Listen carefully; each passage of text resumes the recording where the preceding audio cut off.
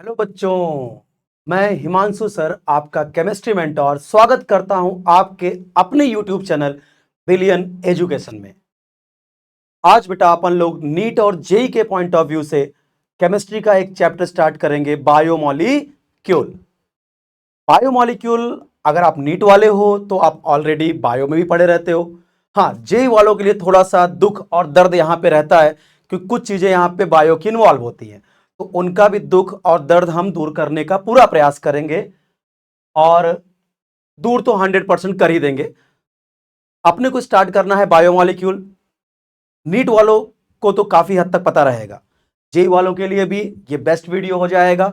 आप देखिए और समझिए। स्टार्ट करते हैं बेटा chapter biomolecule.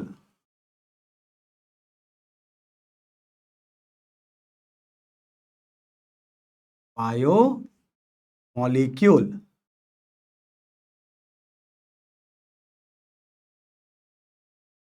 NEET and JEE.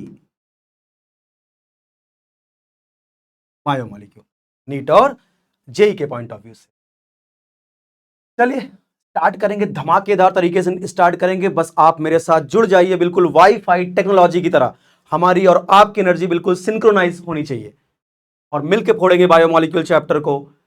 एक एक बात को ध्यान से सुनेंगे। एक बार मुंह खुलेगा तो 4 नंबर निकलेगा, सारे चार चार नंबर को बटोरते हुए चलेंगे। एक भी क्वेश्चन अपना यहां से छूटने ना पाए, क्योंकि बेटा चैप्टर आसान हो या टफ हो, नीट और जेई में देता तो 4 नंबर ही है। चाहे वो आसान क्वेश्चन हो चाहे टफ क्वेश्चन हो, 4 मार्क्स देके ही जाएगा। तो अपने को चीजों को इग्नोर नहीं करना है और उठाएंगे चैप्टर को। बिल्कुल बेसिक लेवल से लेकर एडवांस लेवल तक अपन जाएंगे बायोमॉलिक्यूल में। स्टार्ट करते हैं। सबसे पहले बात करते हैं बेटा डेफिनेशन क्या है बायोमॉलिक्यूल की। चलिए डेफिनेशन की बात करते हैं। Definition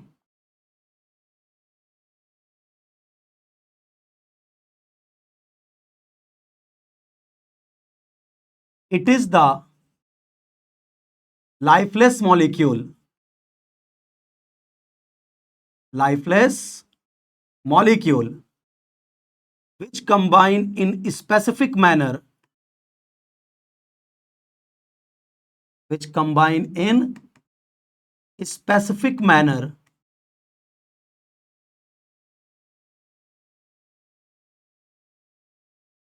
to produce life।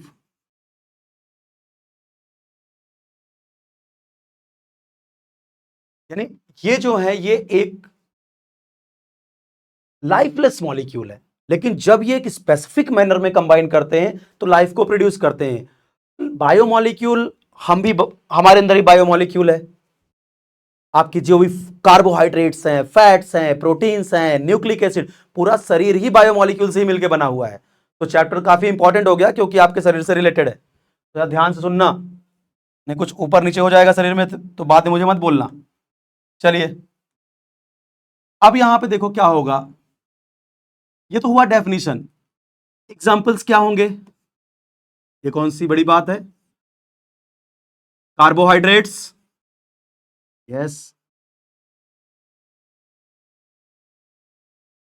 Proteins,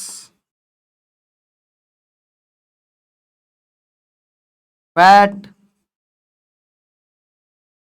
nucleic acid, etcetera, ये सब आपके बायोमॉलिक्यूल्स हैं। तो नीट और जेई में बेटा जो सबसे इंपॉर्टेंट बात होती है ना, कार्बोहाइड्रेट्स, जहां से मैक्सिमम क्वेश्चन आते हैं कार्बोहाइड्रेट्स। उसके बाद प्रोटीन्स पे क्वेश्चन जाएगा, प्रोटीन में भी अमीनो एसिड्स, एंड वहां से हटा तो न्यूक्लिक एसिड पे आता है। यही 3 पार्ट जेई और नीट के लिए सबसे इंपॉर्टेंट होते हैं, carbohydrates, proteins and nucleic acid. और इसी को अपन डिटेल में पढ़ेंगे। तो स्टार्ट करते हैं। पहला biomolecule carbohydrates.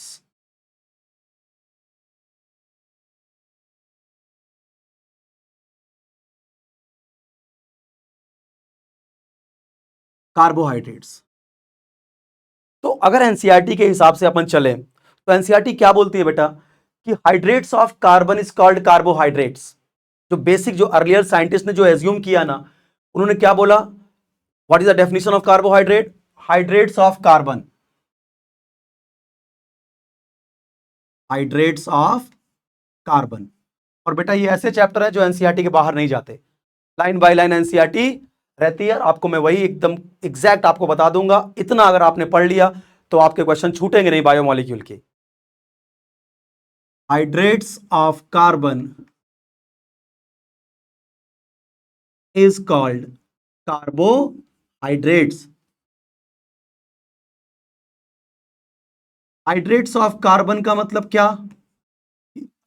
Carbon is surrounded by water molecule then it is called hydrates of carbon. तो अगर कार्बन को वाटर मॉलिक्यूल ने सराउंड कर लिया तो इसे क्या बोलते हैं? कार्बोहाइड्रेट्स। और सेकंड पॉइंट जो उन्होंने बोला कि जो भी मॉलिक्यूल इस फॉर्मूले को सेटिस्फाई करते हैं CxH2OY, उनको अपन कार्बोहाइड्रेट्स बोलते हैं। चलो फिर कुछ एग्जाम्पल देखते हैं। एग्जाम्पल के लिए जैसे लेते हैं अपन लोग, पहला एग्जाम्पल C6H12O6, इसको क्या बोलते हैं? Glucose. Yes, glucose, Glucon D. आइए चलिए चेक करते हैं क्या ये मॉलिक्यूल इस फॉर्मूले को सेटिस्फाई करेगा क्या? Where X is the number of बेटे carbon atom, Y number of water molecule. चलिए बताइए ग्लूकोज में कितने कार्बन हैं? 6 कार्बन। Very good. H2O, अगर हाइड्रोजन यहां 12 है तो थोड़ी सी मैथ लगाएं तो मुझे लगता है यहां 6 रखे तो सेटिस्फाई कर जाएगा। C6H2O6 यानी ग्लूकोज इज द कार्बोहाइड्रेट। क्यों बेटा? फॉर्मूले को सेटिस्फाई कर दिया। आइए और कोई एग्जांपल लेते हैं ना। C12H22O11, इसको क्या बोलते हैं? सुक्रोज। सुक्रोज। इसको चेक करते हैं बेटा, ये फॉर्मूले में सेटिस्फाई हुआ क्या? तो कार्बन के नंबर बेटे 12, 12 समझते हो ना? 12 को हिंदी में 12 बोलते हैं। अंग्रेज लोग हो तो भाई तुम लोग।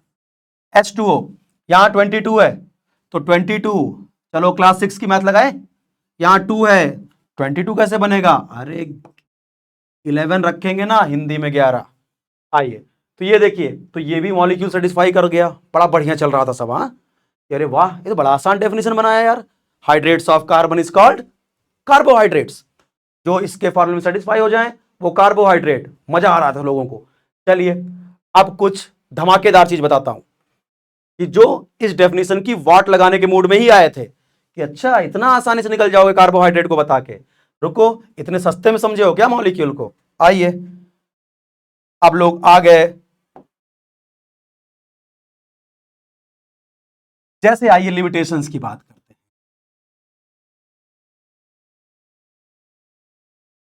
इतना ही आसान होता तो क्या रहता, है ना?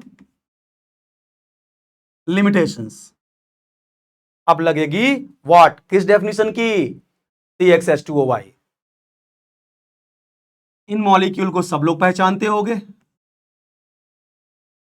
Acetic acid, acetic acid. चलिए अब एसिटिक एसिड है, इसको विनेगर भी बोलते हैं। हाँ, चलो आपको एक जोक बताता हूं। मैं क्लास में पढ़ा रहा था, उसमें मैंने एक क्वेश्चन दिया था एक्चुअली। हाँ, 10th का शायद बच्चा था। मैंने दिया था what is the use of vinegar. इसको विनेगर भी बोलते हैं ना, एसिडिक एसिड। तो लड़के ने क्या लिखा, सोच के सुन के हंसोगे। Vinegar is used in Chinese bhel chutney. आप समझ रहे हो? यानी चाइनीज भेल ही खाता था, विनेगर का और यूज समझ ही नहीं आया। Vinegar is used in Chinese bhel चटनी। बाद में हाँ, भला कि मैंने उसकी चटनी बनाई थी बाद में, वो जाने दो। आइए टॉपिक पे आते हैं। ऐसे ऐसे तेजस्वी लोग हैं अपने यहाँ पे कि vinegar is used in Chinese bhel चटनी। उस दिन मुझे ही फील लगा कि यार ये लड़का या तो साइंटिस्ट ही बनेगा सीधे सीधे। आइए देखो क्या बेटा, क्या ये इस फॉर्मूले में सेटिस्फाई होगा क्या? तुम लोग मत लिखना कभी ऐसा, विनेगर का use, it is use Chinese bhel चटनी। या इन पिकल। चलो यहां पे क्या होगा, पिकल तब भी ठीक है यार, चाइनीज बेल चटनी क्या है, कहीं पे तुम लिखोगे कॉपी में, कोई चेक करेगा, कितना इम्पैक्ट जाएगा चाइनीज बेल चटनी। हाँ, और उसमें भी अगर वो महाराष्ट्र का है तब तो वो समझ ही पाएगा, किसी और स्टेट के हैं तो वहां चाइनीज बेल नाम की चीज ही नहीं होती, तो वहां पे तो एक नया चीज कौन सा डिश है, चाइनीज बेल चटनी। आइए एसिटिक एसिड के बारे में बात करते हैं। चलो बच्चा, कार्बन गिनते हैं, कार्बन गिनते हैं, कितने कार्बन, दो कार्बन, क्या बात है। H2O, हाइड्रोजन कितने एसिटिक एसिड में सर, चार, मैथ लगाया जाए क्लास 6 की, टू। एसिटिक एसिड भी सेटिस्फाई कर गया, क्या एसिटिक एसिड कार्बोहाइड्रेट है, एब्सोल्युटली नॉट। ये कार्बोहाइड्रेट कहां है, ठीक है। देखिए कैसे वाट लग रही है अब डेफिनेशन की, मतलब पहले क्या बोला, लोग कैसे बोल के निकल गए, hydrate of carbon is called carbohydrates, ठीक है। अब एसिटिक एसिड जो कि कार्बोहाइड्रेट है ही नहीं, वो भी इस फॉर्मूले को सेटिस्फाई कर रहा है। चलिए ये तो थे ही, ये भी आ गए, HCHO, फॉर्मल्डिहाइड। आइए देखते हैं क्या इस फॉर्मूले को सेटिस्फाई करेगा। कार्बन कितने, एक, H2O कितना, दो हाइड्रोजन है तो यहां वन, ये लो साहब, फॉर्मल्डिहाइड भी सेटिस्फाई कर दिया, जबकि फॉर्मल्डिहाइड तो कार्बोहाइड्रेट है ही नहीं। क्या हो रहा है ये सब। चलो यहां तक भी ठीक था बेटा, कि ठीक है सर, कार्बोहाइड्रेट सेटिस्फाई कर रहे थे, जो कार्बोहाइड्रेट नहीं थे वो सेटिस्फाई भी कर गए जो कार्बोहाइड्रेट नहीं थे। और एक यहां पे खतरनाक चीज हुई कि अगर चलो ठीक है, सारे कार्बोहाइड्रेट सेटिस्फाई करते तो समझ में आता है, ये जो नहीं थे वो कर गए, ये तो एक ड्रॉबैक था।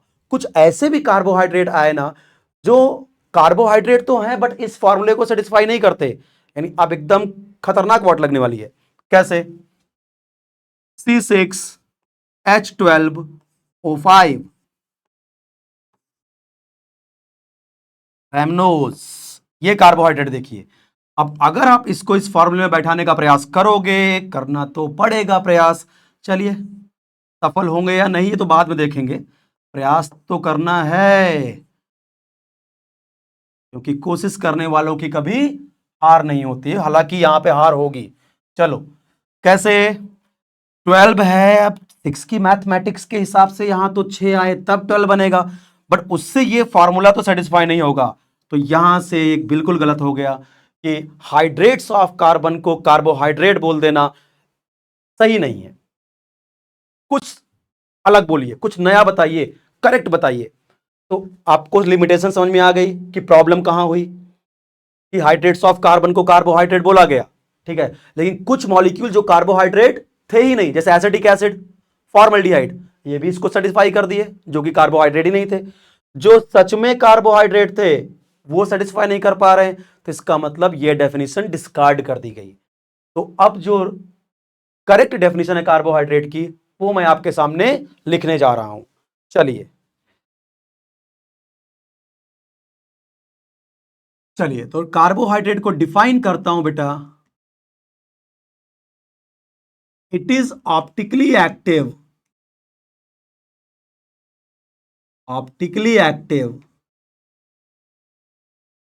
पॉलीहाइड्रोक्सी एल्डिहाइड, पॉलीहाइड्रोक्सी एल्डिहाइड और पॉलीहाइड्रोक्सी कीटोन, पॉलीहाइड्रोक्सी कीटोन। चलिए मैं हटता हूं जिससे आप इसको निहार सको, क्योंकि स्टेरिक हिंड्रेंस कुछ ज्यादा है मेरी, हटता हूं मैं। चलिए निहार लीजिए एक बार, it is optically active polyhydroxy aldehyde और पॉलीहाइड्रोक्सी कीटोन। आइए समझाते हैं। It is optically active substance आप सब जानते हो, ऐसे सब्सटेंस जो प्लेन पोलराइज्ड लाइट की डायरेक्शन को चेंज कर सकते हैं, ठीक है। अगर कोई सब्सटेंस है जो पीपीएल को, प्लेन पोलराइज्ड लाइट को क्लॉकवाइज घुमा देता है, तो उसको डेक्स्ट्रो रोटेटरी बोलते हैं।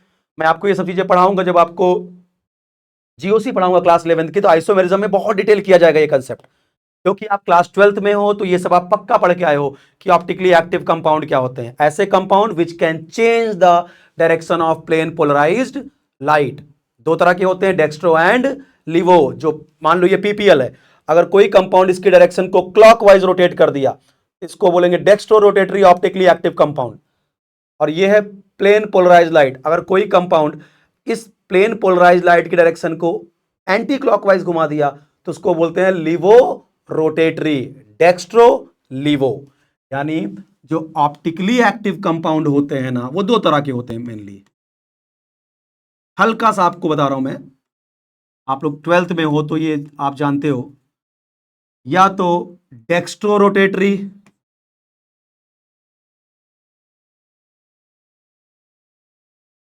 जिसको हम स्मॉल डी या पॉजिटिव साइन से दिखाते हैं, लिवो रोटेटरी, जिसको हम स्मॉल एल या नेगेटिव साइन से दिखाते हैं। तो ऑप्टिकली एक्टिव कंपाउंड, कोई बोले ऑप्टिकली एक्टिव कंपाउंड क्या होता है, तो एक लाइन में डेफिनेशन देना, the compound which can change the direction of PPL either clockwise और एंटी क्लॉकवाइज। तो कार्बोहाइड्रेट क्या होने चाहिए, पहली बात तो ऑप्टिकली एक्टिव कंपाउंड होने चाहिए, यानी पीपीएल की डायरेक्शन को चेंज कर सके। अच्छा बात आती है सर ऑप्टिकली एक्टिव के लिए कंडीशन, अरे भाई 12th में इतना तो जानते होगे, कायरल सेंटर चाहिए मॉलिक्यूल के अंदर और सिमेट्री नहीं चाहिए। कायरल सेंटर होना चाहिए और मॉलिक्यूल सिमेट्रिकल नहीं होना चाहिए, तो ऐसे मॉलिक्यूल को ऑप्टिकली एक्टिव बोलते हैं। तो it is optically active polyhydroxy aldehyde. Poly का मतलब क्या, more than one, polyhydroxy aldehyde और पॉलीहाइड्रोक्सी कीटोन, यानी ऐसे कंपाउंड जिनके पास more than one OH group हो और प्रिंसिपल फंक्शनल ग्रुप एल्डिहाइड हो, या ऐसे कंपाउंड जिनके पास more than one OH group हो but principal functional group ketone हो, उसे क्या बोलते हैं, कार्बोहाइड्रेट्स। एक एग्जांपल देखा जाए क्या, आइए देखते हैं। चलिए बनाते हैं आपके सामने, ग्लूकोज का दर्शन करते हैं। चलिए CHO, ग्लूकोज का दर्शन करें, CH2OH, OH,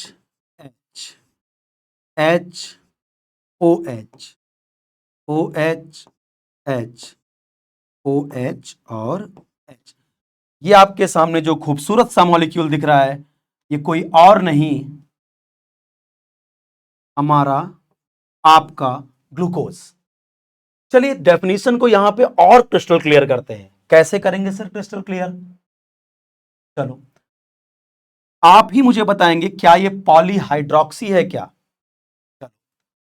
ये ग्रुप हाइड्रोक्सी ग्रुप, ये ग्रुप हाइड्रोक्सी ग्रुप, ये ग्रुप हाइड्रोक्सी ग्रुप, ये हाइड्रोक्सी, ये हाइड्रोक्सी, यानी मोर देन वन OH ग्रुप दिख रहा है, यानी पॉलीहाइड्रोक्सी। प्रिंसिपल फंक्शनल ग्रुप भी ध्यान से देखिए क्या है, सीनियर कौन है भाई यहां पे, एल्डिहाइड, क्योंकि प्रायोरिटी ऑर्डर में एल्डिहाइड की प्रायोरिटी अल्कोहल से ज्यादा होती है, तो इसलिए बोला पॉलीहाइड्रोक्सी एल्डिहाइड, इसका प्रिंसिपल फंक्शनल ग्रुप एल्डिहाइड हो। अच्छा ऑप्टिकली एक्टिव, चलिए ये भी देखिए, ये सेंटर आपका कायरल, ये सेंटर आपका कायरल, ये सेंटर आपका कायरल और ये सेंटर आपका कायरल। कायरल सेंटर क्या होते हैं, ऐसा कार्बन जो sp3 हाइब्रिड हो और चारों वैलेंसी डिफरेंट एटम या ग्रुप के साथ सेटिस्फाई किया गया हो। मतलब इसे हल्का सा एग्जांपल दो जरा समझिएगा, sp3 हाइब्रिड कार्बन, कोई कार्बन 4 सिग्मा बॉन्ड बनाता है तो वो sp3 होता है। चलो अब मान लीजिए यहां मैंने लिखा फ्लोरीन, यहां लिखा क्लोरीन, यहां लिखा ब्रोमीन, यहां लिखा आयोडीन, तो बताइए क्या इस कार्बन ने बेटा 4 बॉन्ड बनाए, हाँ सर बनाए तो हैं। सुनिए पहली शर्त कंप्लीट, 4 सिग्मा बॉन्ड बनाया यानी sp3, बट इससे देखे खुश नहीं होने का, अगला क्या चेक करो, क्या चारों वैलेंसी अलग अलग ग्रुप से सेटिस्फाई है क्या, फ्लोरीन अलग ग्रुप, क्लोरीन अलग ग्रुप, ब्रोमीन अलग ग्रुप, आयोडीन अलग ग्रुप, यस चारों ग्रुप डिफरेंट है, इसका मतलब ये कार्बन कायरल है। एक और मॉलिक्यूल देखिए, इसके बारे में आप क्या बोलते हो, क्या राय है भाई आपकी इसके बारे में, कायरल या नॉट कायरल, बोलो ना गिल्टी नॉट गिल्टी, ठीक है, कायरल और नॉट कायरल। तो क्या है, कार्बन ने क्या बेटा 4 बॉन्ड बनाए हैं क्या, हाँ सर 4 बॉन्ड तो बनाए हैं कार्बन ने, यानी sp3 तो हो गया, पहली पहली कंडीशन फुलफिल। बट बेटे ये बताओ, क्या यहां पे दो ग्रुप सेम हो गए क्या? सर सेम हो गए, इसका मतलब ये कायरल कार्बन नहीं है। यानी ऐसा कार्बन जो चार सिंगल बॉन्ड बनाए और चारों सिंगल बॉन्ड वो अलग अलग एटम या ग्रुप के साथ बनाए, उसको बोलते हैं कायरल। आइए, आई होप आपको मेरी बातें समझ में आ गई होंगी। चलिए, तो ये ग्लूकोज का मॉलिक्यूल, तो यहां पे 5 OH ग्रुप दिख रहे हैं, इसका मतलब ये क्या हो गया, पॉलीहाइड्रोक्सी। एल्डिहाइड भी दिख रहा है, CHO group aldehyde, polyhydroxy aldehyde. Chiral centre भी दिख रहा है, यानी ऑप्टिकली एक्टिव है। अच्छा एक बात सुन लो, सर आप कायरल सेंटर देख के सीधे बोल देते हो ऑप्टिकली एक्टिव। मैं दूसरी चीज बेटा चेक कर लिया कि कायरल सेंटर भी है लेकिन सिमेट्री नहीं है, मॉलिक्यूल में सिमेट्री नहीं होती। तो आप खुद बताओ, ग्लूकोज के स्ट्रक्चर को कहीं से क्या आप दो आइडेंटिकल हाफ में कट कर सकते हो क्या? तुम यहां से भी कट करोगे तो ऊपर CHO नीचे CHO नहीं है, यहां से कट करोगे तो ऊपर CHO नीचे CHO नहीं है। तो यानी अगर देखो एक कायरल सेंटर है तो ऑप्टिकली एक्टिव है, एक से अधिक कायरल सेंटर है मॉलिक्यूल के अंदर तो उसके पास किसी भी तरह की सिमेट्री, प्लेन ऑफ सिमेट्री या सेंटर ऑफ सिमेट्री नहीं होनी चाहिए। मतलब कायरल सेंटर देख के आपको खुश नहीं जाना है, ये कायरल सेंटर देखा, ये लो ऑप्टिकली एक्टिव। अगर बेटे एक से अधिक कायरल सेंटर है मॉलिक्यूल के अंदर तो you have to check symmetry, कि क्या कहीं मॉलिक्यूल में प्लेन ऑफ सिमेट्री या सेंटर ऑफ सिमेट्री तो नहीं आ गई। तो इस मॉलिक्यूल में ध्यान से देखें, एक क्या चार चार कायरल सेंटर है, 4 कायरल सेंटर, लेकिन क्या इस मॉलिक्यूल को आप दो इक्वल हाफ में कट कर सकते हो? ग्लूकोज के मॉलिक्यूल में इक्वल हाफ का मतलब ऐसी जगह से काटो कि दो सेम पार्ट आपको मिल जाए ऊपर नीचे से। मुझे लगता है कभी नहीं। सर ऐसे कैसे, आप श्योर कितने हो? आइए, कहां से काटोगे? यहां से काटना चाहते हो, काटो। ऊपर क्या है? CHO, नीचे क्या है? CH2H। सुन लो, काटना सिखा रहा हूं। हाँ, पता चले मैं काटना सिखा रहा हूं, तुम्हारा ही कट गया आराम से, ठीक है। तो यहां पे क्या, इसको यहां से कट करोगे तो ऊपर CHO बट नीचे CHO नहीं है, आइडेंटिकल हाफ बन नहीं सकता। यहां से भी कट करोगे तब भी दो इक्वल हाफ में मॉलिक्यूल को काट नहीं पाओगे। यहां से भी कट करोगे तब भी दो इक्वल हाफ, ऊपर CHO नीचे CHO आएगा ही नहीं। इसका मतलब अगर किसी मॉलिक्यूल में एक से अधिक कायरल सेंटर हैं और उसमें सिमेट्री नहीं है तब वो क्या होगा, ऑप्टिकली एक्टिव। एक कायरल सेंटर है ना तो डंके की चोट पे बोलो ऑप्टिकली एक्टिव, वहां सिमेट्री उमेट्री नहीं देख के टाइम खराब नहीं करने का। एक क्वेश्चन में 1 ही मिनट होता है, उसमें क्वेश्चन की वाट लगाना होता है। एक से अधिक कायरल सेंटर है, आपको बात करना है कि सर ये ऑप्टिकली एक्टिव या इनएक्टिव, तो कायरल सेंटर देख के मत ठोक देना ऑप्टिकली एक्टिव। एक से अधिक कायरल सेंटर है तो you have to check symmetry, कि क्या मॉलिक्यूल के अंदर सिमेट्री है क्या। अगर एक से अधिक कायरल सेंटर है और मॉलिक्यूल के अंदर सिमेट्री आ गई, प्लेन ऑफ सिमेट्री या सेंटर ऑफ सिमेट्री, तो वो मॉलिक्यूल कभी भी ऑप्टिकली एक्टिव नहीं होते, लाख कायरल कार्बन हो। मतलब कायरल कार्बन का होना इस बात की बेटा गारंटी नहीं होता कि मॉलिक्यूल के अंदर कायरलिटी भी हो। अरे बात को समझना मैं क्या बोल दिया। ऐसे क्वेश्चंस आते हैं नीट में, which of the following molecule is chiral. अब बच्चा क्या सोचता है ना, अरे इतना आसान क्वेश्चन, जिसके अंदर कायरल कार्बन होगा या कायरल एटम होंगे, कोई कायरल सेंटर होगा, वो मॉलिक्यूल कायरल। मेरी बात को अब गौर सुनना, कायरल कार्बन होना मॉलिक्यूल के कायरल होने की गारंटी नहीं देता बेटा। पर क्या बात कर रहे हो ये, हम तो यही समझते थे कि कायरल कार्बन आ गया तो मॉलिक्यूल कायरल हो गया। क्वेश्चन कैसे पूछेगा नेट और जेई में, which of the following molecule is chiral, तो आप क्या दिमाग में लगाओगे? इसका मतलब जिसके पास कायरल कार्बन होगा या कोई कायरल सेंटर होगा उसको हम कायरल मार देंगे। वो तब तक सही हो पाएगा जब तक मॉलिक्यूल में एक कायरल सेंटर हो। अगर एक से अधिक कायरल सेंटर बेटा मॉलिक्यूल के अंदर हैं तो आपको रुकना होगा, पॉज लेना होगा, 2 सेकंड रुकना होगा और मुझे याद करना होगा। आंखें बंद करके मुझे याद करोगे तो मैं वहां बोलता दिखाई दूंगा कि अगर एक से अधिक कायरल कार्बन है तो सावधान हो जाओ। उसको कायरल बोलने से पहले ये चेक कर लो कहीं उस मॉलिक्यूल के अंदर प्लेन ऑफ सिमेट्री या सेंटर ऑफ सिमेट्री तो नहीं है। प्लेन ऑफ सिमेट्री का मतलब क्या उस मॉलिक्यूल को मैं कहीं ऐसी जगह से दो इक्वल हाफ में डिवाइड तो नहीं कर सकता। तो अगर मॉलिक्यूल के अंदर सिमेट्री आ गई, भले फिर कायरल कार्बन कितने हो, तो मॉलिक्यूल हमेशा ऑप्टिकली एक्टिव आपका क्या हो जाएगा, नहीं हो पाएगा। अगर कायरल सेंटर है और प्लेन ऑफ सिमेट्री नहीं है तो आप बोलिए वो ऑप्टिकली एक्टिव है। तो आप बताइए, अब आप फिर से लौटें ग्लूकोज पे, आइए लौटाते हैं। कितने कायरल सेंटर, अब यहां से नीट और जेई में बेटा अगर मैं इस पॉइंट पे रुका हूं तो इसका मतलब यहां बहुत डेप्थ में क्वेश्चन आते हैं, इसीलिए मैं यहां पे रुक के आपको समझा रहा हूं कि पहला क्वेश्चन यहां से, चलिए 4 नंबर फेंकने चल रहा हूं आपके सामने, कैच करिएगा। ग्लूकोज के ओपन चेन में कितने कायरल सेंटर होते हैं? आइए 1 2 3 4। तो number of chiral centre, CC लिखूं चलेगा? दौड़ेगा चलेगा क्या? सीसी कायरल सेंटर या कायरल कार्बन 4। तो ग्लूकोज के ओपन चेन में बेटा कितने कायरल कार्बन? 4। तो अच्छा एक बात बताओ मुझे, पहले ये बात सुन लो, आपको साफ साफ दिख रहा है, मुझे क्या प्रूव करना है? Glucose is optically active. तो पहले क्या चेक करो, कायरल कार्बन है क्या? हाँ सर 4 4 है। क्या 4 कायरल कार्बन को बिना सिमेट्री देखे अपन बोल दें क्या ऑप्टिकली एक्टिव? नहीं नहीं, घोर अपराध। एक से अधिक कायरल कार्बन है तो तुरंत चेक कर लो कि मॉलिक्यूल के अंदर सिमेट्री तो नहीं है। अगर सिमेट्री आ गई तो ऑप्टिकली इनएक्टिव हो जाएगा। आइए चेक करते हैं, 4 4 कायरल कार्बन, लेकिन कहीं से मॉलिक्यूल को मैं 2 इक्वल हाफ में कट नहीं कर पाऊंगा, क्योंकि ऊपर सीएचओ है नीचे सीएचओ मिलेगा ही नहीं। 2 आइडेंटिकल हाफ में मैं कट नहीं कर सकता। जैसे आइए एक एग्जांपल देते हैं तो आपको समझ में आएगा। आइए इस मॉलिक्यूल को देखिए तो आपको मजा आएगा, मजे लेते रहिए, बिल्कुल मजे लेके नहीं पढ़ेंगे तो फिर बोरिंग हो जाएगा सब्जेक्ट, बिल्कुल।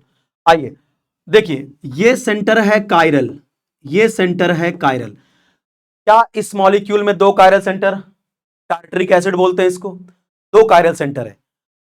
अब मुझे यह समझना है कि ऑप्टिकली एक्टिव है या इनएक्टिव है।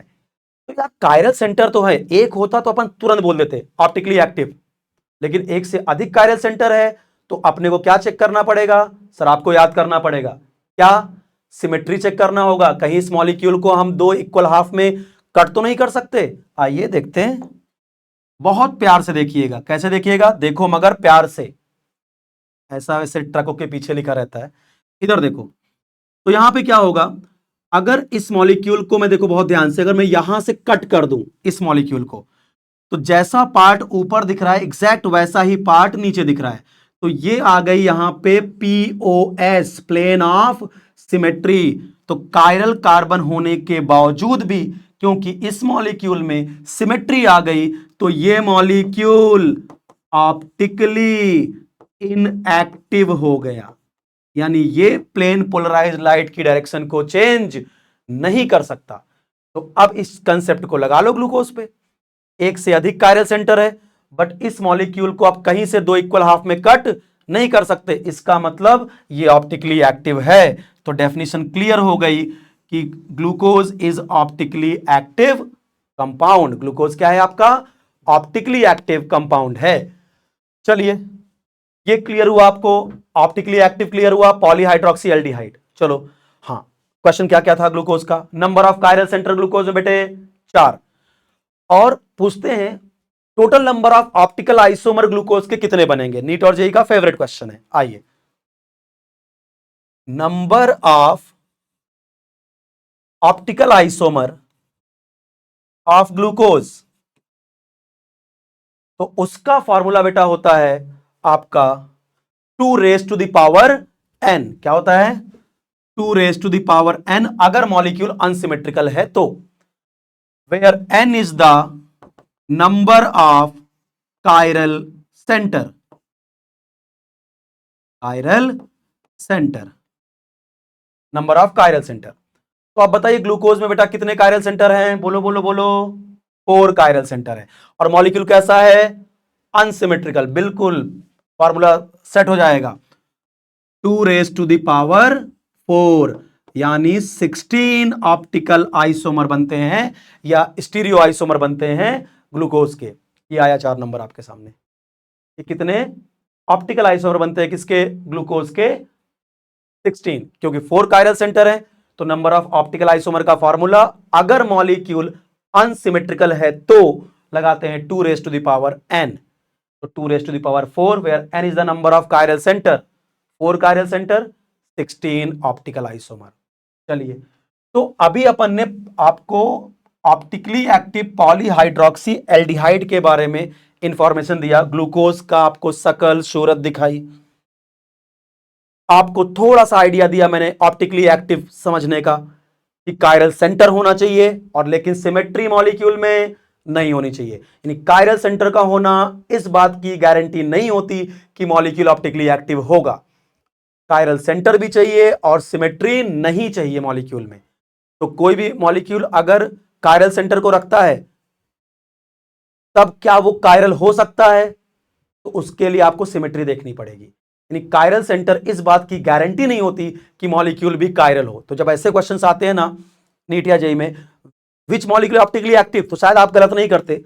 जब वो घुमा के क्वेश्चन पूछते हैं ना कि which of the following compound is chiral, तो अपने को क्या लगता है ना, कायरल का मतलब कायरल सेंटर का होना, इतना ही चेक कर सकते हो। नहीं, कायरल मॉलिक्यूल का मतलब ऑप्टिकली एक्टिव मॉलिक्यूल, कायरल से कार्बन भी हो, कायरल सेंटर भी हो और सिमेट्री ना हो।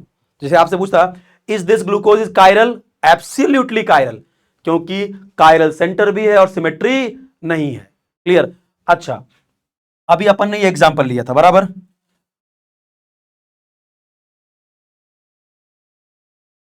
COOH, COOH, OH, H, OH, H, tartaric acid. आपसे मैं पूछूं, इस tartaric acid is chiral molecule? No, chiral centre है बट मॉलिक्यूल कायरल नहीं है। मॉलिक्यूल कायरल होने का मतलब optically active molecule, chiral centre का होना कायरल मॉलिक्यूल नहीं होता। कायरल सेंटर हो उसके बाद सिमेट्री ना हो। तो यहां कायरल सेंटर तो है बट इस मॉलिक्यूल को अपन दो इक्वल हाफ में यहां से काट सकते हैं, इसीलिए ये कायरल कार्बन तो रखा है लेकिन प्लेन ऑफ सिमेट्री आ गई, इसकी वजह से ये कंपाउंड अकायरल है, यानी कायरल नहीं है। ध्यान रखेंगे इस बात को, ठीक है। आइए अब जरा पॉलीहाइड्रोक्सी आपको कीटोन का भी एग्जांपल ले लें, डेफिनेशन को बहुत डेप्थ में समझ रहे हैं अपन लोग।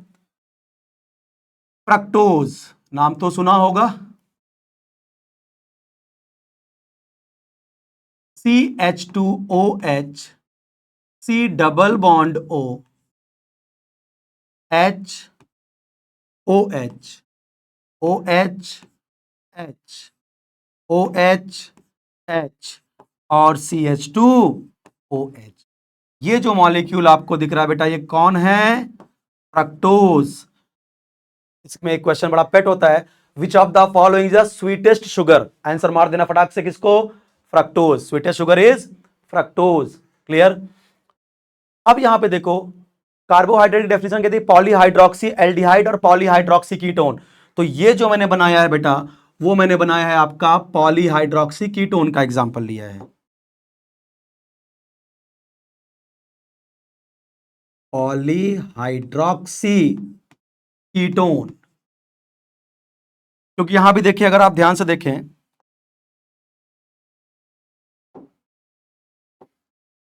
तो देखिए,